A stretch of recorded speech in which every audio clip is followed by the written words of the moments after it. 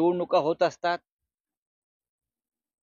निवडणुकांच्या संदर्भात जय पराजय होत असतात. निवडणुकात हार जीत होत असते. पण गेल्या 10 वर्षामध्ये भारतीय जनता पक्ष निवडणुकीत उतरल्यापासून म्हणजे आताचा भारतीय जनता पक्ष या निवडणुका आणि निवडणूक यंत्रणा ही लोकशाही पद्धतीने तर लढल्या जात नाहीत. त्या सैतानी किंवा हैवानी पद्धतीने लढल्या जातात की आम्हाला जिंकायचंच आहे, आम्हाला हरवायचंच आहे, आम्हाला विजय कोणत्याही परिस्थितीत खेचून आणायचाच आहे. त्यासाठी मग साम दाम दंड भेद अर्थ सगळ्या गोष्टींचा वापर केला जातो. मतदार याद्यातला घोटाळा आपण महाराष्ट्रात पाहिला, तोच आपल्याला दिल्लीमध्ये दिसतोय, तो सुद्धा बिहारमध्ये दिसेल, तोच हरियाणामध्ये दिसला. पण या सगळ्याचा आता बाऊ न करता की आम्ही ह्यामुळेच हरलो त्यामुळेच हरलो, पुढल्या लढाईसाठी आम्ही सगळ्यांनी एकत्र येणं गरजेचं, हा जनतेनं दिलेला संदेश आहे. महाराष्ट्राच्या निकालानंतर दिल्लीनं जो निकाल दिला तो काँग्रेस आणि आप एकत्र लढले असते तर निकाल वेगळा लागला असता, हे आकडे सांगतायत. आता लढायचं की एकत्र यायचं ही भूमिका सगळ्यांनी घेणं गरजेचं आहे. नाहीतर मग जे चाललेलं आहे केंद्रामध्ये किंवा राज्यामध्ये एकतर्फी, त्याला आपण सगळ्यांनी मिळून मान्यता दिली पाहिजे. पण त्यातून देश टिकेल का, लोकशाही टिकेल का, विरोधी पक्षाचा आवाज राहील का, या गोष्टींचा विचार करण्याची वेळ आता आलेली आहे. बघा, अण्णा हजारे काय म्हणतात त्याला काय अर्थ राहिलेला नाहीये. अण्णा अचानक जागे होतात. मोदी काळामध्ये किंवा महाराष्ट्रात इतके घोटाळे झाले, इतका भ्रष्टाचार झाला, इतका अनाचार झाला, लोकशाहीवरती हल्ले झाले, तेव्हा आमच्या अण्णा हजारे कधीच त्याने हालचाल केली नाही.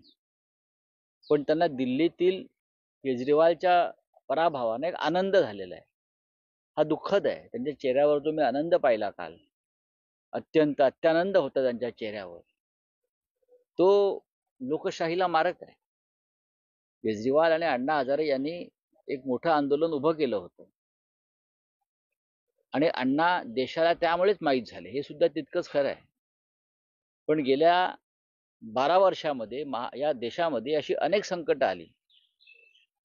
देश लुटला जातो आहे, देश विकला जातो आहे, एकाच उद्योगपतीच्या घशामध्ये देशाची सार्वजनिक संपत्ती घातली जाते, भ्रष्टाचारांना भाजपमध्ये पवित्र करून घेतलं जात आहे.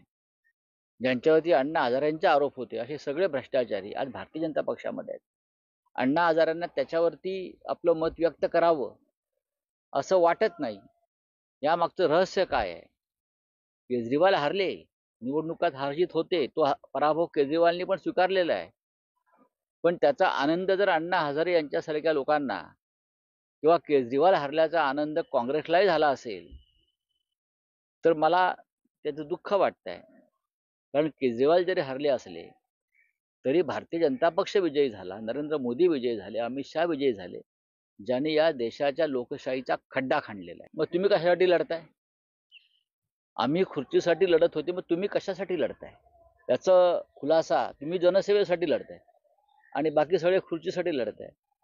हे सरकार महाराष्ट्रातले म्हणजे वेड्यांची जत्रा आहे. मी आधी सांगितलेलं आहे, त्यांना विजयाचा हँगओव्हर झालेला आहे, उतरत नाही अजून, अहंकार आहे. निदान देवेंद्र फडणवीस यांनी तरी संयमाने बोललं पाहिजे. या राजकारणामध्ये जे आलेले आहेत निवडणुकीच्या, ते खुर्चीसाठी लढत असतात आणि मुख्यमंत्री पदाची खुर्ची गेल्यावर तुमचा चेहरा कसा काळा ठिक्कर पडला होता आणि तुम्ही कशी निराश होतात ते आम्ही पाहिलंय. आणि आताही मुख्यमंत्रीपद मिळालं नाही म्हणून तुमचे एक उपमुख्यमंत्री कसे काळवंडलेल्या तोंडाने फिरतायत, रुसून बसतायत, हे आम्ही पाहतोय. ही खुर्चीची लढाई तुम्ही सुरू